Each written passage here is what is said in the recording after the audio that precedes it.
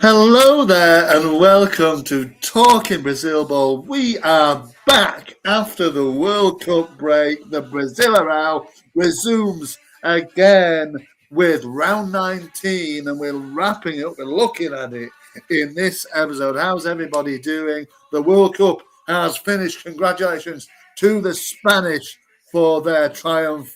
And we're back on with domestic football. Well, in Brazil anyway, that's all that matters.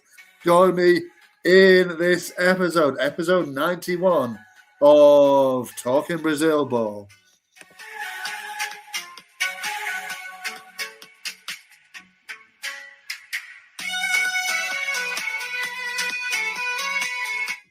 Enough of that then. Yes, like I said, welcome back to everybody. Talking Brazil Ball is back. The Brasileirão, like I said, is back once again for its 2026 edition. It's halfway through the season. If anybody forgot, obviously I hope everybody enjoyed the World Cup. As an English man, it was frustration in the end. The familiar feeling of frustration and disappointment with the English national side as they fell, of course, to Argentina in the semi-final last week. So never mind that anymore. It's done and dusted. The English domestic league is in the summer breather. Obviously, pre-season has started for many clubs. Obviously, Premier League teams have, starting with the pre-season friendlies.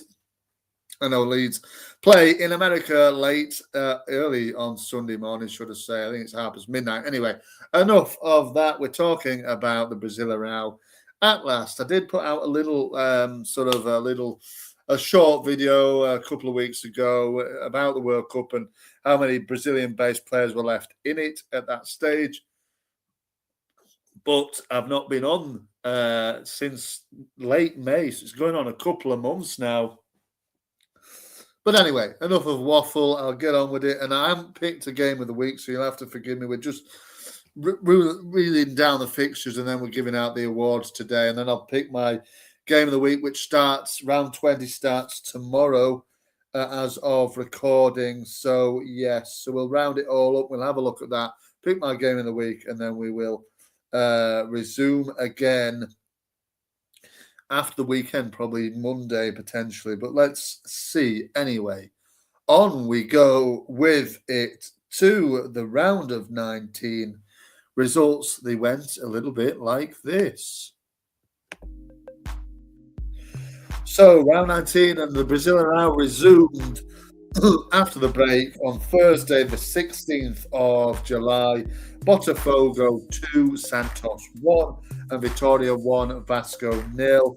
There was a road game on Friday, the 17th, from round 4, so some teams catching up. It was Bahia 2, Chapecoense 0, and then we continued on with round 19 on Saturday, the 18th of July. It was Fluminense 1, RB Bragantino 1, and Mirassol 2, Grêmio 1. Into Tuesday, then the 21st of July, Galo 1, Bahia 1. Wednesday the 22nd, Curitiba 1, Palmeiras 3. Thursday the 23rd, Chapecoense 0, Flamengo 4. Inter 1, Cruzeiro 2. And Sao Paulo 1, Atletico PR 2. There's another road game from round 4. On Thursday, the 23rd, Fogo 0, Vitória 0. And then at round 19, Corinthians 3, Remo 0. So that brings you up to date with every single fixture that's happened in the last round. And like I said, a couple of road ones from round 4, which would have been a long time back now. But yeah, so we're going to go straight into the awards because I didn't obviously do a game of the week. I forgot and all that, but I will obviously we'll pick one at the end of this video. And so we will start with this.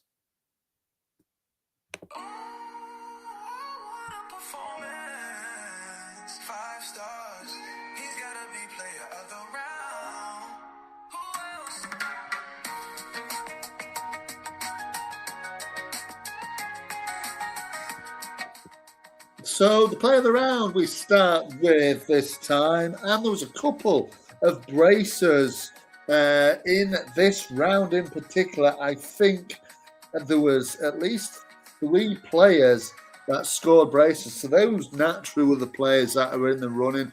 But I picked a fella that had been at the World Cup for his country, and that is Paraguayan Mauricio for Palmeiras. Palmeiras, of course, beat Curitiba 3-1. Mauricio did not waste any time coming off the back of a World Cup performance in which he did score in that thrashing they had of the USA on match day 1. 4-1 defeat. Mauricio got the goal. He got 2 goals very, very quickly in this game. He put Palmeiras 2-0 up after 19 minutes. He got the first one. He got the second one. And then that set Palmeiras on the way to a comfortable win over Fernandes Sabra's team, of course. I think Abel Ferreira was not on the bench for this one. It was one of his assistants, João Martins. I don't know why that was, but that is what happened. Palmeiras ended up winning the game 3-1. A couple of nice goals from Mauricio. We know about him. Particularly the second one, very nice finish. So he got the player of the round. Like I said, it could have gone to any one of 3. There was, of course, Pedro for Flamengo scored 2, and Leo Zeno of Atletico Paranaense, who basically won then the game over Sao Paulo in Sao Paulo. I mean, I must admit, Odar Hellman is doing an absolutely fantastic job. Atletico Paranaense, after coming up last season, are in 3rd position. Okay, they're 11 points off Palmeiras. Never going to win it, but they are doing exceptionally well. Palmeiras, obviously, we're talking about here with Mauricio. They well ahead now of Flamengo. Flamengo are second on 37. Palmeiras 44 points. 7 points ahead. It's looking unsaleable, although Flamengo do have a game in hand and the opportunity to potentially cut the lead to 4 points. But let's wait and see what happens. So obviously he wins the player of the round. The game itself, was a lovely goal added in the second half from Sosa. The third goal for Palmeiras was a lovely goal.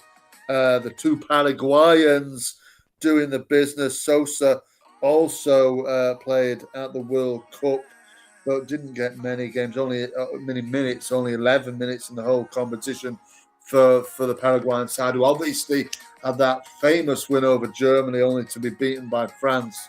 But it was a good run for those guys, the 2 Paraguayans for Palmeiras, up top, doing the business for them in this win over Curitiba.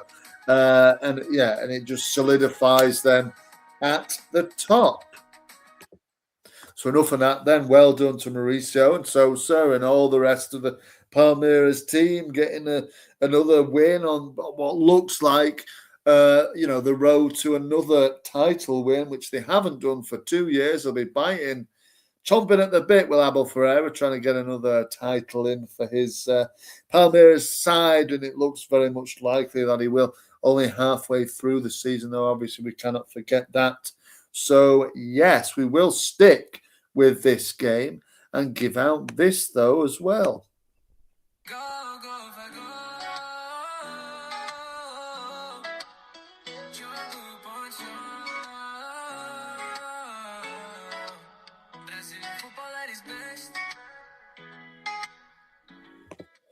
Yes, Brazilian football at its best. So it is the goal of the round award, and it was slim pickings really for this round. I don't know if the lads getting a little bit. They've obviously a lot of them will have had breaks.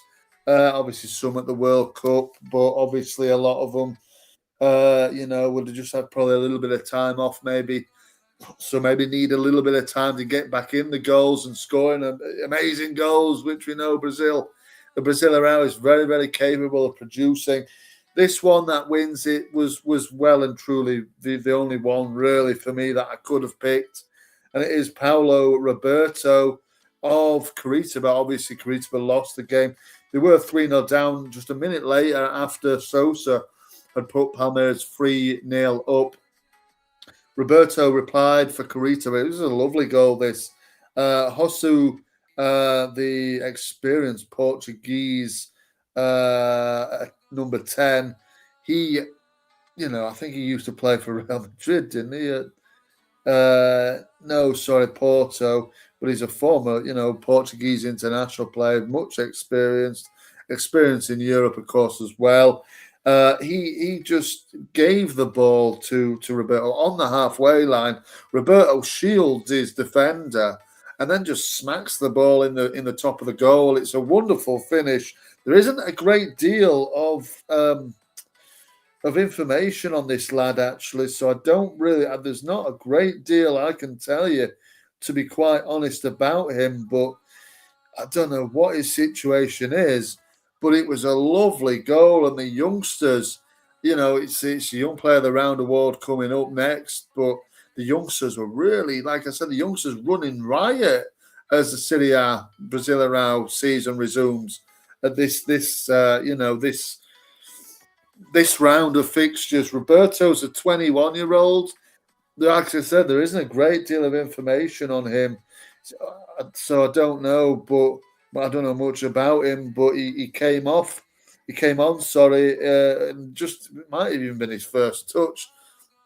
Came on in the 65th minute, scored in the 68th minute. Fair enough. What an introduction. Obviously, Curitiba couldn't claw it back anymore from there.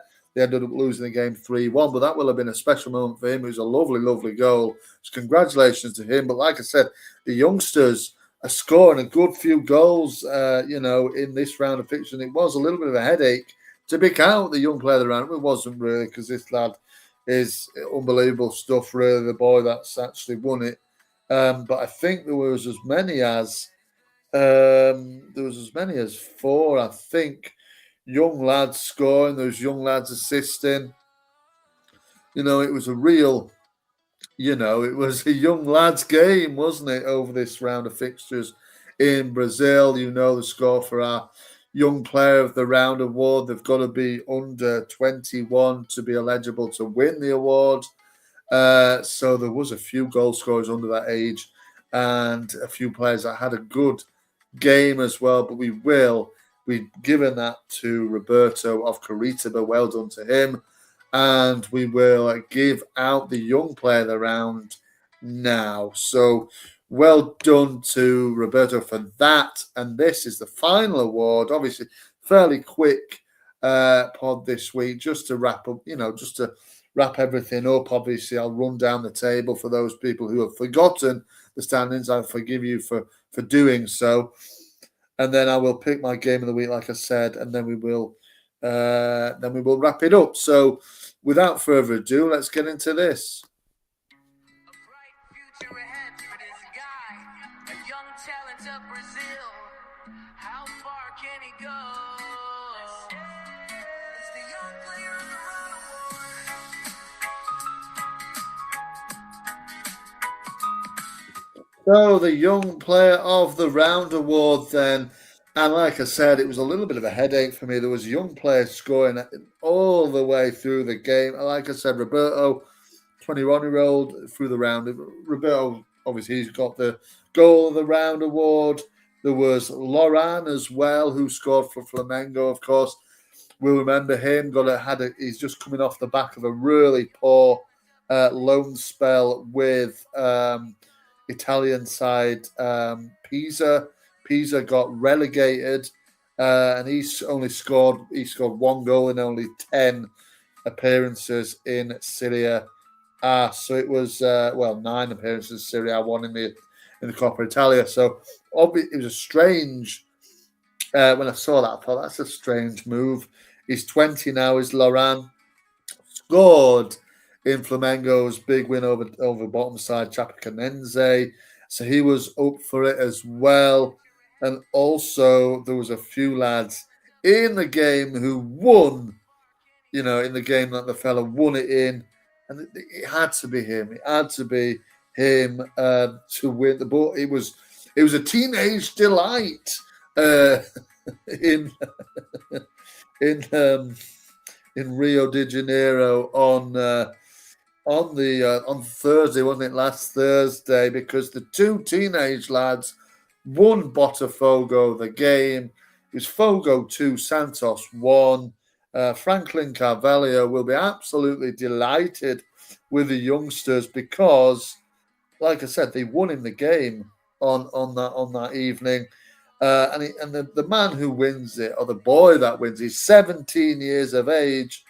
He's only just turned 17 as well in early June, and it's a lad by the name of Lucas Emmanuel, 17-year-old, just turned 17 on the 3rd of June, born in 2009. That makes you feel a little bit old, doesn't it? Perhaps, but forgive me. He's a striker, and yeah, he played 78 minutes of this game. He got them in front on the 41st minute. It was a lovely little cheeky chip over the goalkeeper, Brazil as well. Brazil had an awful game by the look of it. In fact, the whole of the Santos defence it was like comedy capers back there, really. All of them. Really, really pathetic game. But, it allowed these teenage lads to have a moment of their lives and have a hand in a winning performance for Fogo. I mean, it was a fairly kind of youthful side, or a fairly kind of team that that don't have a great deal of experience. Obviously, a lot of the lads, a lot of the senior boys will have been maybe given time off for the World Cup or playing in the World Cup themselves for the various different countries. It was a very youthful Fogo side. But so no doubt, obviously, Emmanuel gets his chance. Toledo, Juan Toledo, 20-year-old, he set Emmanuel up. So, like I said, all of them is a young team, like I said, for Fogo. So, but a night they'll never forget. Lovely finish to set them on the way. Santos equalised in the second half through Alvaro Barral. We know him. We've mentioned him many times on the pod before. So he got them level, but in the 5th minute of added on time, Berea scored. The Kadir Berea, the man from Panama, the youngster from Panama, and he's playing for Panama. He was actually he didn't make the World Cup squad, but he has played for the senior side under Thomas Christensen in his young career. He's actually scored 2 goals for the Panamanian side. So it's looks like a little bit of a talent, this lad, but wasn't in the World Cup squad that went to the Americas. That was obviously beaten as well by England in the group stage. So he didn't make that, but he did score in this one. He scored the winning goal. He has actually played 10 times now in the Brasileirão so far this season. That was his first goal. He has got an assist as well to his name. But this was delightful as well. Again, the goalkeeper, Brazil, just steams out of his goal. Don't know what they're doing. It's 95th minute on the clock. What you doing, lad? Comes steaming out. They get a mix-up. I don't know if it's Pears or Verissimo in the centre of the Santos defence. He collides with one of them. That allows Berea to sort of steam past him. He's through on goal. He takes a touch. He just muscles off the defender who's behind him, and he puts it into the empty goal, takes his shirt off in celebration. What a moment for the lad. What a moment, because I think that's his first. Well, no, he's actually scored a few. He actually scored a couple of goals last season in the Brasileirão. That's his first of the season. So looks a little bit of a talent, this boy, Keep an eye on him. Keep an eye on him, Kadir Berea. I'm sure it's not the last time we've said his name. Like I said, the the man from Panama, Pananium, is it? I don't know, but he's from Panama. Already scored a couple of senior goals for his country. And he won the game for Fogo there. But the just simply because it was his first. It was only his second. Sorry, Emmanuel, only his second ever appearance for Fogo. You've got to give it to him. You have to give it to him. And that was, sorry, it was his debut. It was his debut. It was his debut goal at 17 years old. And what a moment. He's since played in that other road game in the Brazilian. It was yesterday, as of recording. He played 24 minutes of their 0-0 draw with Vitória. The likes of Arthur Cabral was back in the ranks for this one, and also Danilo played in the second half. The man who has just come off the back of Brazil's disappointing World Cup campaign, so he was back in Fogo colours last night, as of recording, and like I said, Emmanuel came on again in the 66th minute. Didn't affect anything this game, but it was his debut. What a moment. Absolute fantastic. So well done to Lucas Emmanuel. Well done to Fogo for winning that one. They did follow it up, like I said, with the 0-0 draw against Vitória, but Carvalho is doing a decent enough job in that part of Rio. So well done to them. Anyway, enough of that then.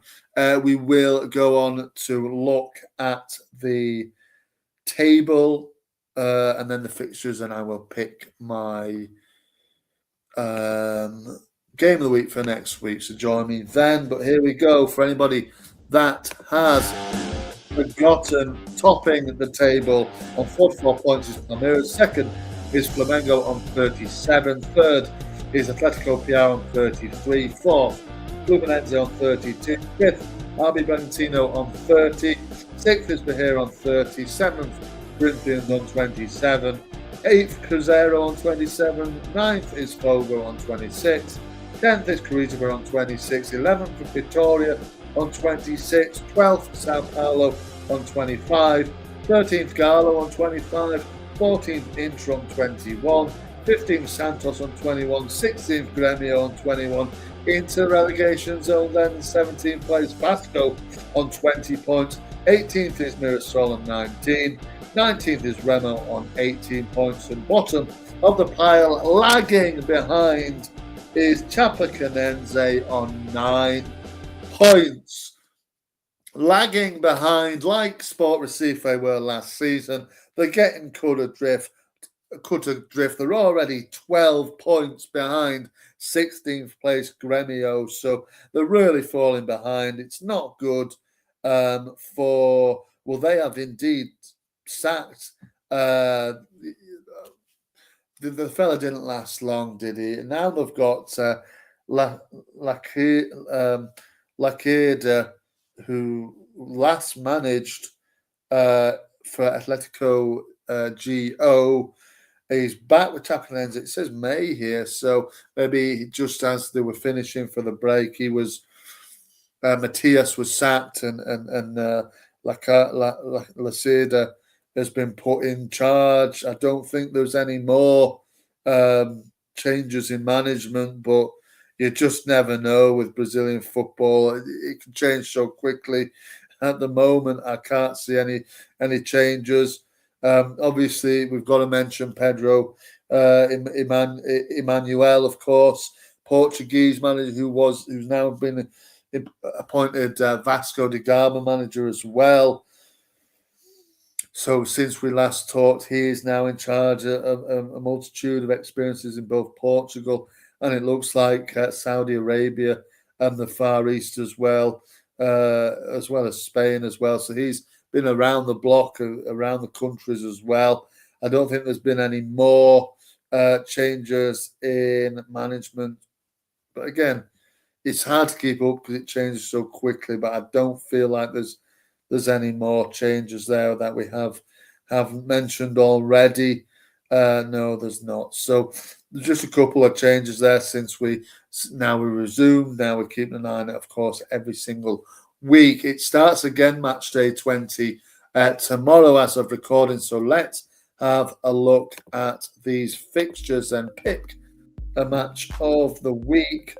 It begins tomorrow as of recording, 10:30 p.m. English time, with Atletico PR against Inter, the Santos against Chapecoense, and then into Sunday. Then there's 8 games. So all games in this round of fixtures are done by the weekend. So we will resume again on Monday, but there is Vasco da Gama against Mirasol, Bahia against Corinthians, Cruzeiro against Fogo, Flamengo against Sao Paulo, Grêmio against Fluminense, RB Bragantino against Curitiba, Palmeiras against Galo, and then Remo against Vitória. So let's see, which one should I do here? I kind of like the look of Palmeiras against my team Galo, but I don't think I'll pick that. I'm going to go with, I like the look of Cruzeiro and Fogo. Like I said, Fogo, young team this time out. And Cruzeiro doing okay under Artejoe. So I'm going to pick that. And look out, I might do a watch along, at 8 o'clock on Sunday evening. Let's wait and see. I might very well do that on Talking Brazil Ball. So keep your eyes peeled for that. But let's wait and see. But that's it. So so we'll pick Cruzeiro and Fogo, and we will then wrap it up. So it's been great to come back after 2 months. The break from the Brazilian Round is over. We are back on with Brazilian football. Enjoy it. Enjoy the weekends of games. And we will resume on Monday. Bringing the passion from every town.